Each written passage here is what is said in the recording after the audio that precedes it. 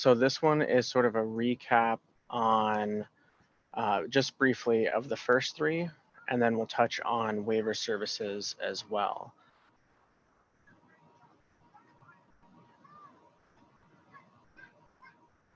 All right, so in this one, like I said, we're kind of wrapping it all together.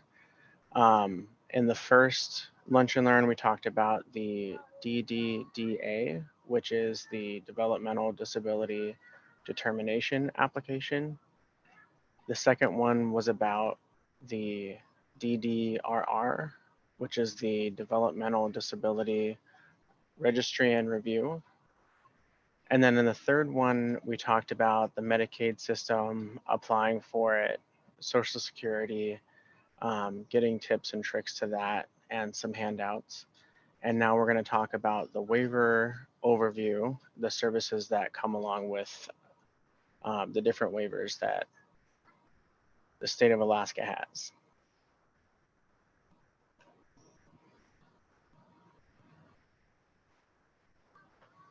All right, so in this handout, we have this process for enrolling on the intellectual and developmental disability waivers, or the IDD waivers. Excuse me. So these first two steps here, this is where we may have done a PCI with somebody, just depending on what's going on, if we're not entirely certain which route we want to go, just for better ideas for services in the community, as well as which waiver path to go. The second step here, we have the application for developmental disability eligibility. So that's that DDDA form. And then in steps 3 through 6 is where Stone Soup is really gonna help guide families. So in these ones, once we hear back whether somebody is eligible or not, is gonna determine how we move forward. We either may go back to this step and try and figure out why they were denied, if we need to gather more documents or anything like that. If they were approved, we can go on to the DDRR. And that's a form where we're going to answer some questions and go more into depth on how someone's disability or disabilities is impacting them, their home life, and their community life. And then the state will come back with a score, and that puts them on the registry. And that kind of gives us an idea how long they may wait for, how likely they might be to be pulled for a waiver when the state does a pull for the different waivers. And then if they are selected for a waiver, one of the two that we can apply for, our next step is to help connect them with a care coordinator who handles those waivers specifically. At that point, we'll do sort of we'll help them figure out a list of those who may have current openings. We may be able to help with gathering a list of other care coordinators, maybe making some phone calls. But then at that point, the care coordinator is going to take the process and run with it from there.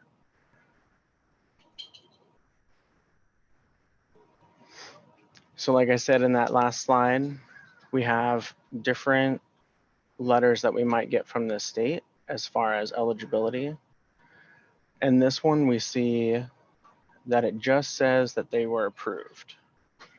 So in this case, we don't necessarily have to worry about renewing DD eligibility. They should be set for life on the eligibility side. And then on this one, we see that they have approval until age 8.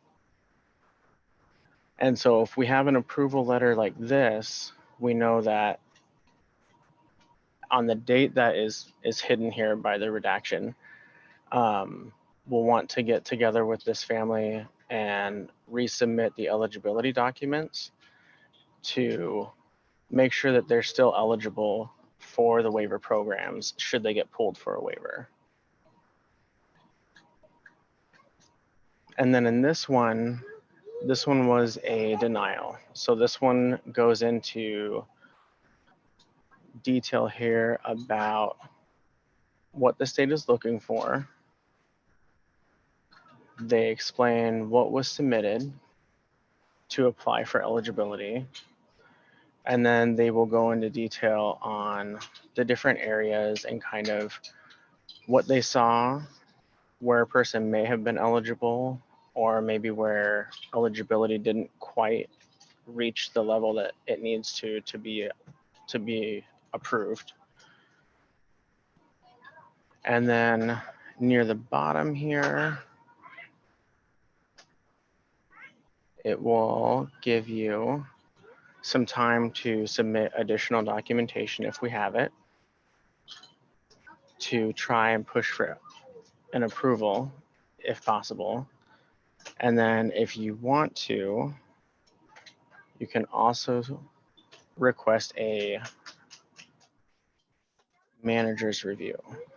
Oh, that's the paragraph right here, sorry.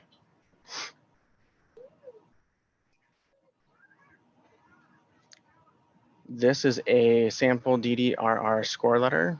So essentially, once we're at this stage, we know that somebody is on the registry. They're waiting to get pulled for the ISW or IDD waiver. And this will tell us the score that they got based on the answers that were submitted.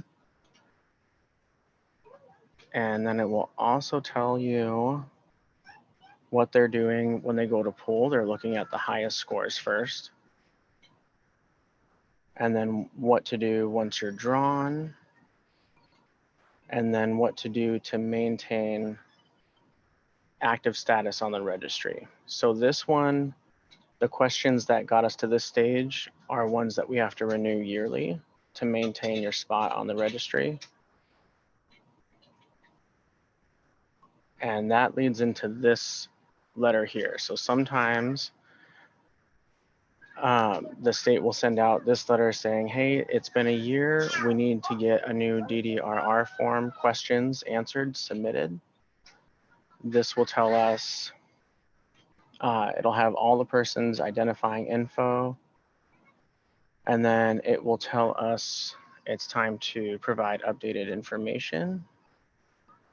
And that if we're not interested in continuing to wait for the ISW or IDD waivers, and the needs are being met aside from the waiver program, we can disregard and they'll just come off the registry automatically.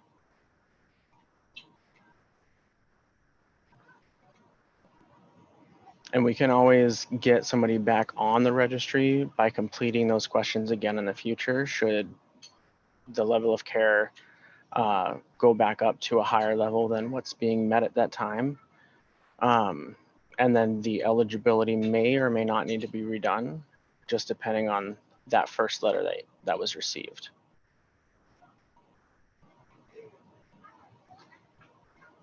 And it's not going to the next slide.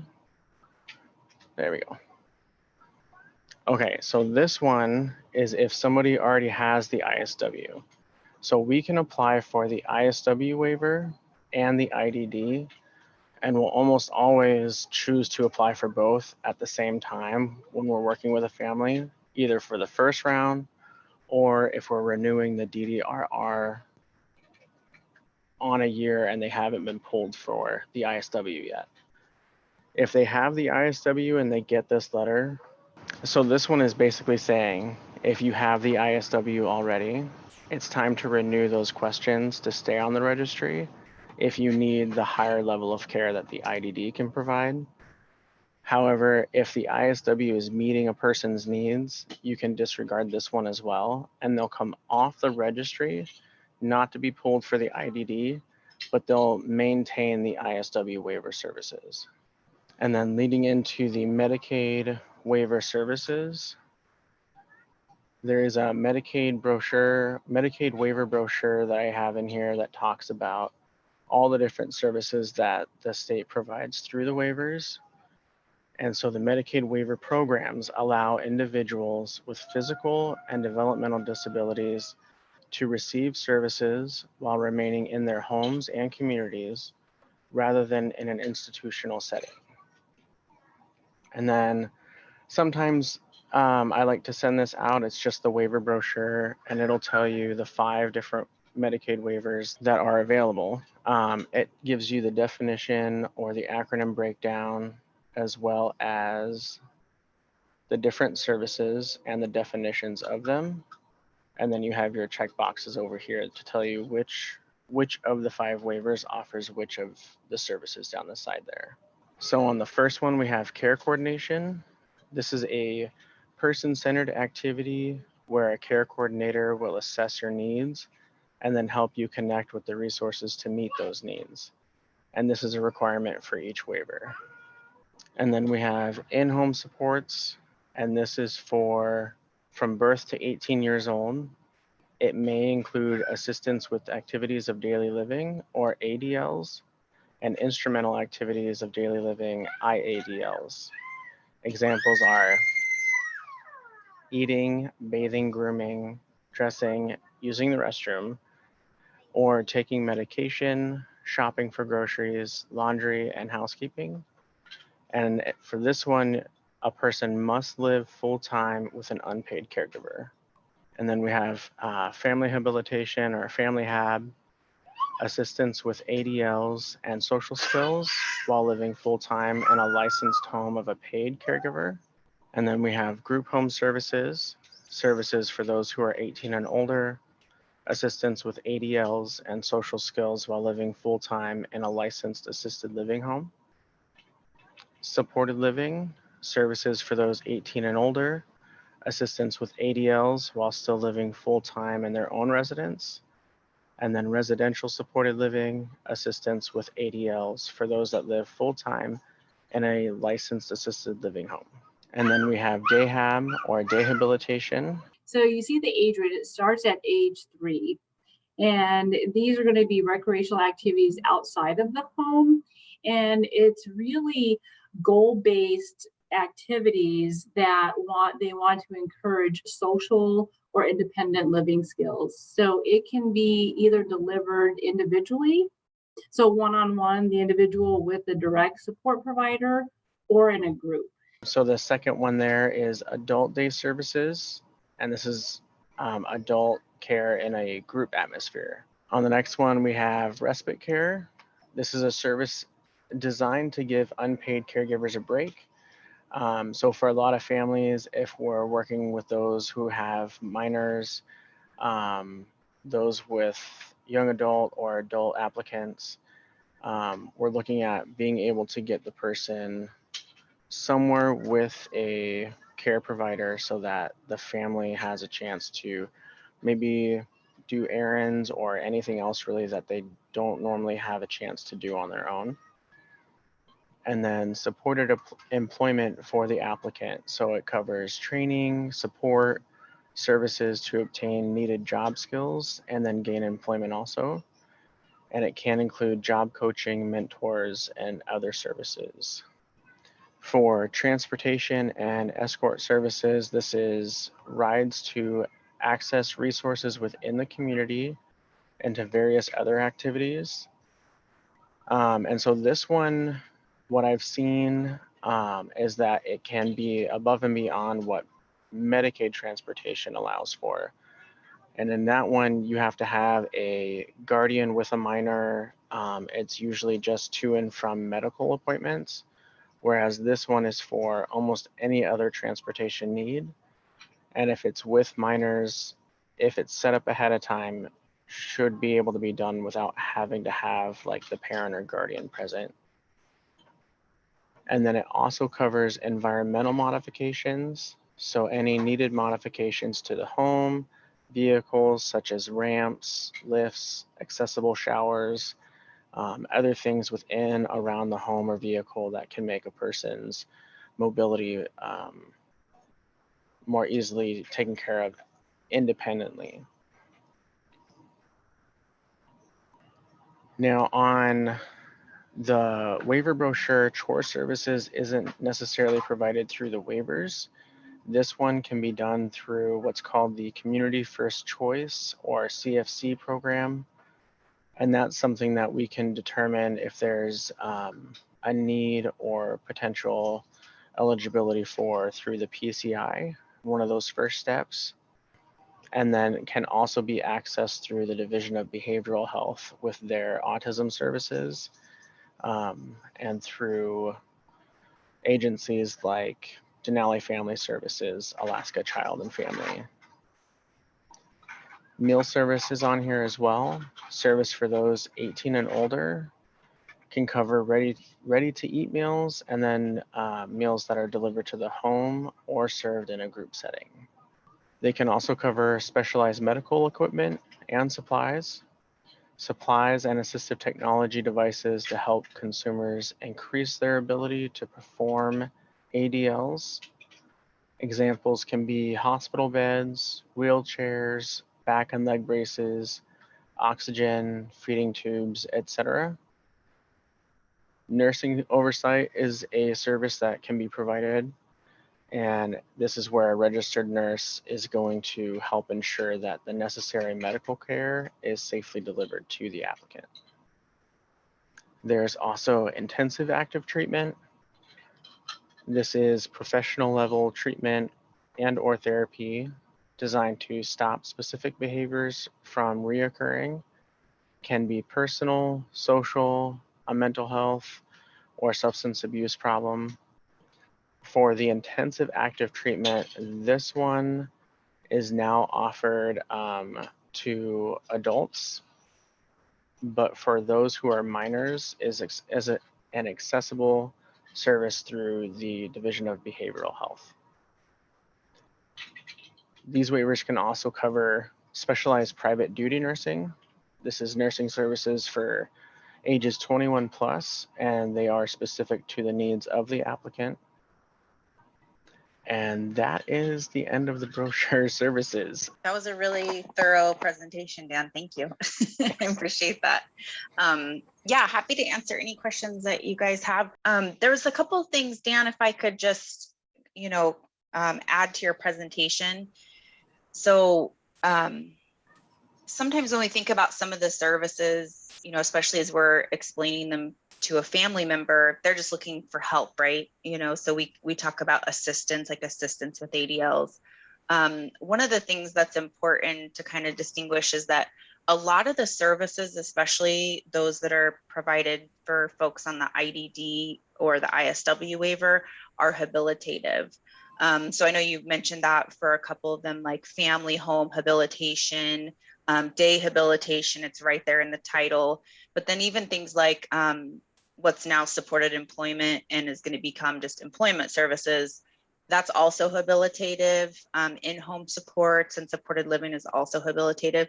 So really, the intent of those services is not just to do for the individual, like personal care, that's really a service to come in and help the person do something, help them bathe, help them eat. The distinguishing, difference is that with the habilitative services, really the goal is to assist the person to gain independence.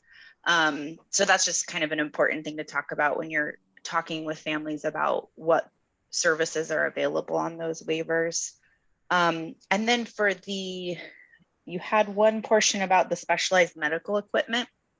This is one that's often really confusing for people. So if folks have Medicaid, there's a lot of things that are covered under regular Medicaid, like wheelchairs would be something that would be covered under regular Medicaid. But then there are certain things that would be covered under the waiver under specialized medical equipment, like wheelchair repairs and van lift repairs and things like that. So it gets a little bit specific, and we have a chart on our website when it is up and working that you can pull off, and I can send you guys a copy too, that's has the specific things that are covered under specialized medical equipment. I think at the DDRC level, you probably don't get into that level of detail with folks, but it might be something that you could kind of help them explore. If they already have Medicaid, there could be things that they're needing that Medicaid could meet that need instead of waiting for a waiver, if that makes any sense. Heather, that was a great addition. This is Lisa. When, just to kind of piggyback off of what you're talking about, when we first sit down, we're meeting with the family or an individual, that person-centered intake is really going to let us know, like Dan was saying, what avenue do we need to explore for a waiver, if we can, or is there community-based resources, services that could help benefit them? Because as we know, or if you don't know, we will let you know that this process could take quite a while. So we want to bridge that gap, so to speak. So if there's anything through Medicaid, or if the family or the individual needs to get connected to Medicaid, we want to explore all of those first steps first. If we're looking at things that can be supported through Medicaid, TEFRA, or even in the interim, if they don't have that and they have their private insurance, then we definitely want to explore all of that first. Could you speak, Heather, to the part of, let's say once an individual has been drawn or selected for a waiver, they get that letter and we're all, woohoo, right on. We're going to do a warm handoff to a care coordinator. Can you kind of explain what that looks like once we have connected an individual or a family to a care coordinator? Yeah, so the first thing they have to do is they have to get their application in.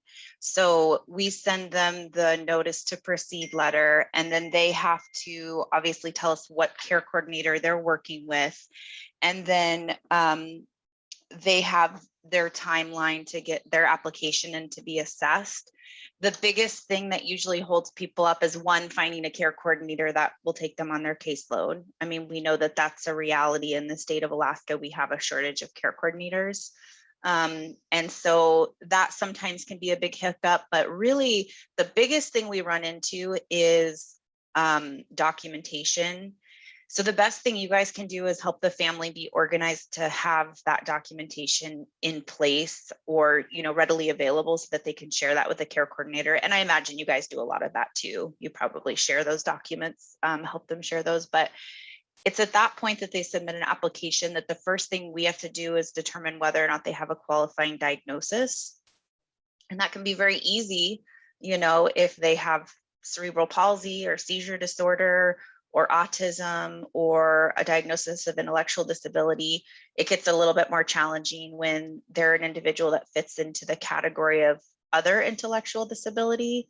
So that can take some time, sometimes going back and forth with the care coordinator, them working with the family to get the diagnostic materials that they need to show that they meet that criteria. Because essentially what we do is we determine that they have a qualifying diagnosis that meets the regulations, and we're essentially establishing DD eligibility again. We're looking at those three areas to make sure that they continue to experience a substantial functional limitation.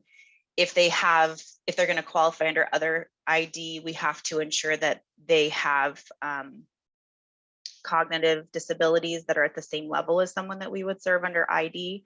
So there's a lot of, you know, sort of medical documentation review that we do.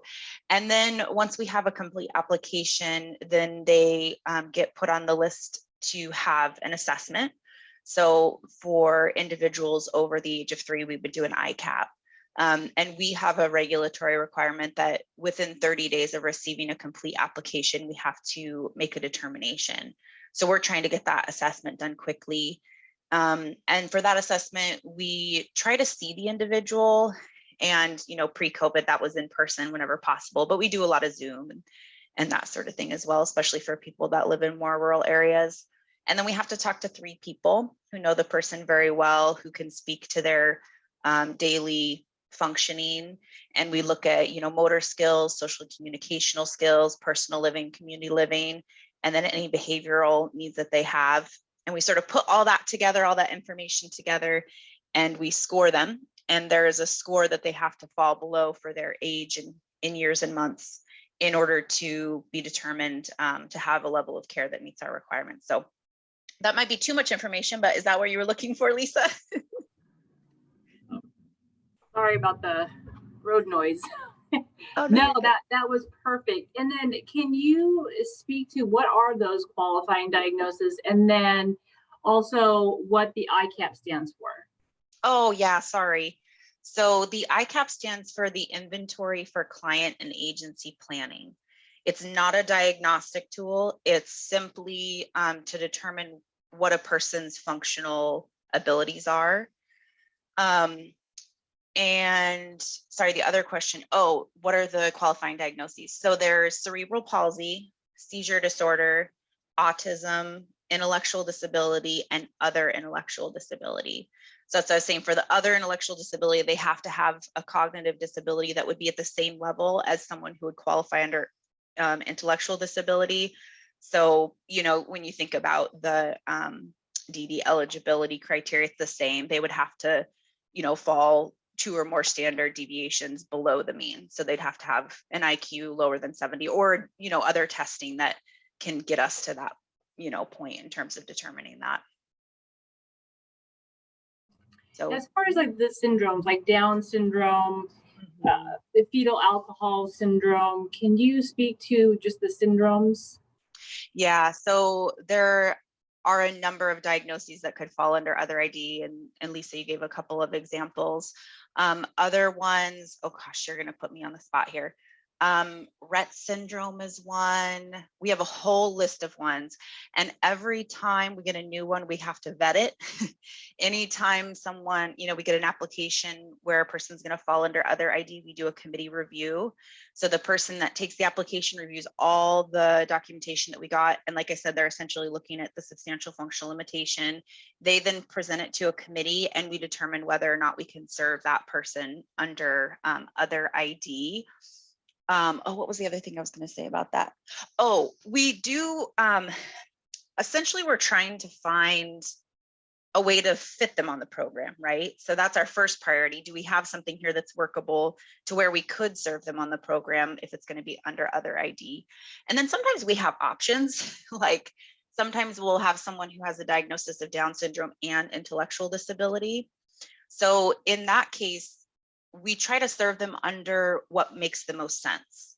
So if we can meet all the criteria for Down syndrome, other ID, we'll serve them under that because the intellectual disability is a result of the Down syndrome.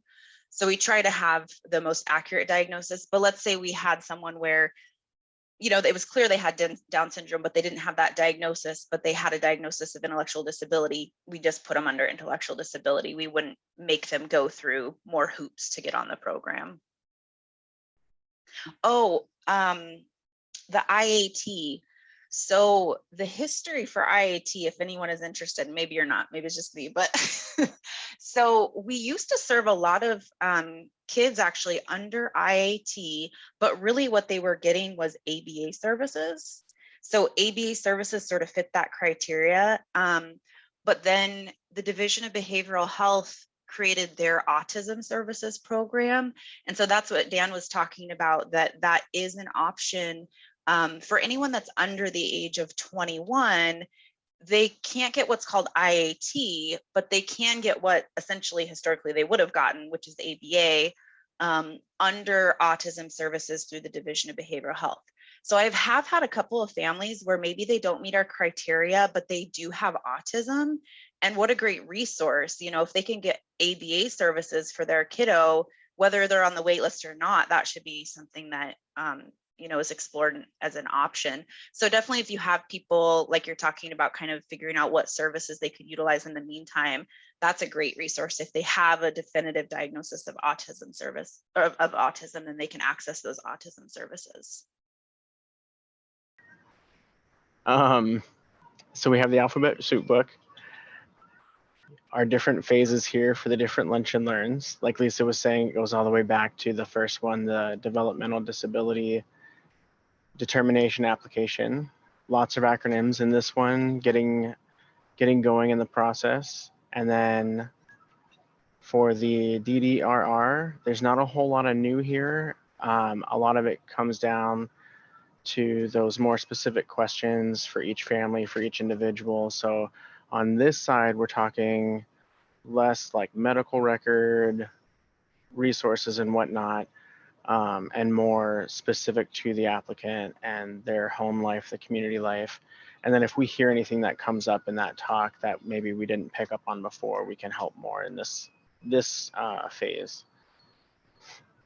Social Security and the Division of Public Assistance. We have acronyms for that process. And then we have this last one, they're bringing it all together here. New acronyms here as well. And then like Lisa was saying, we can get this sent out to people to have this. And the final copy has some additional pages in there so you can take some notes and add anything that may come up that maybe wasn't covered here, or even to just have some note space.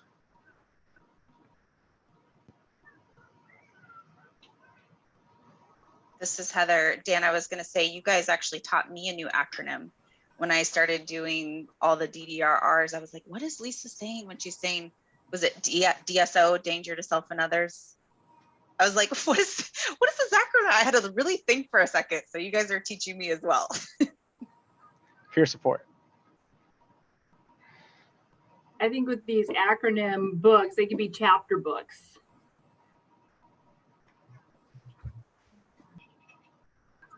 Well, there are no questions in the chat box. I think we can wrap this up nicely and look at the pretty bow that we have on our very last Lunch and Learn for our fiscal year. I just want to let everyone know, especially the right off of Northern Lights, sorry, especially for the DDRC navigators. You guys have been absolutely awesome with your presentations over this fiscal year. So a big shout out to each and every one of you. And those that attend our DDRC and our Lunch and Learns, we really appreciate that support. And spreading the news about our Lunch and Learn also helps. We are hopeful that one of these days that we will be actually having our Lunch and Learns in person.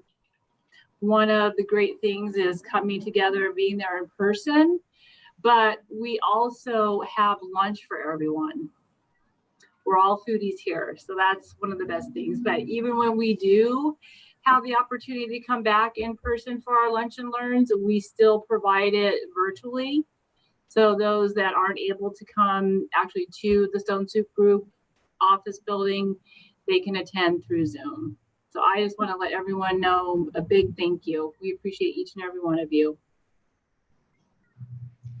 Lisa, before we go, can I just give a plug real quick? I'm not sure how many of you know about the Family Echo that the Center for Human Development does. To raise a hand, do you know about that? I know I see some of you on there. As you have new families come through your door and you're working with them, if you could encourage them to sign up for that. We're really trying to get as many, there's a lot of providers, and which is great, you know, that are on the call, but really the goal is to get as many family members as we can to get them connected with resources and each other so they can provide support to one another. So I just wanted to give a plug for that. You can go just search UAA CHD and then go to their Echo section and you can see the link there. So if you share that with family members, if they're looking for support and you think it'd be something to be interested in, I'd appreciate it greatly. So thank you. Absolutely. Yeah, thank you, Heather. And actually, Roberta, one of our own DDRC navigators, presented the other day. So yeah, we will definitely promote that. Any extra support that we can give to individuals and families is just what they need. Well, on that note, again, thank you for coming to our Lunch and Learn. For those of you that haven't had lunch yet, go have lunch because we learned a lot. So, thank you all. Take care.